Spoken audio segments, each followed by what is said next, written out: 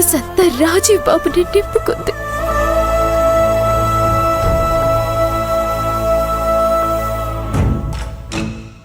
ప్రేమించిన వాడితో పెళ్లి జరగబోతుందని, జీవితం అతనికి అంకితమని ఎన్నో కలలు కంది.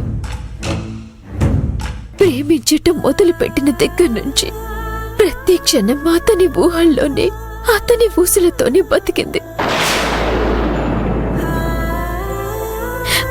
పెళ్లి పీటల మీద కూర్చున్నప్పుడు కూడా శ్రావ్య కళ్ళల్లో మెరుపుని చూశాను.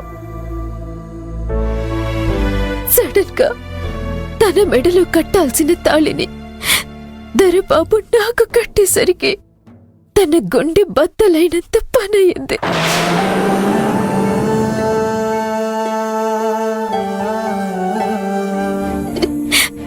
ప్రేమించిన వాడు తనకి దక్కలేదు అన్న ఆవేశంలో ఎంతకు తెగిస్తుందో, ఏం చేసుకుంటుందోనని నాకు చాలా భయంగా ఉంది.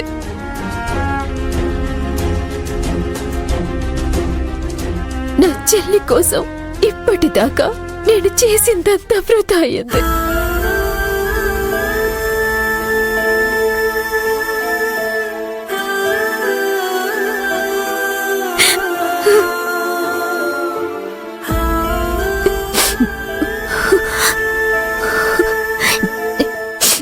పదరంగా ఇప్పుడే వెళ్ళి శ్రావ్యని కలిసి ఆ పెళ్లి చెల్లదు, నా మెడలో ఉన్న తాలికి విలువలేదు, రాజీవ్ని నువ్వే పెళ్లి చేసుకో అని చెప్పుదాం. పదరంగా.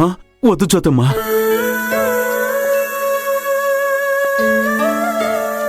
ఇప్పుడు ఆ పిల్లున్న ఆవేశంలో నువ్వు ఎదురుపడటం కూడా అంత మంచిది కాదు.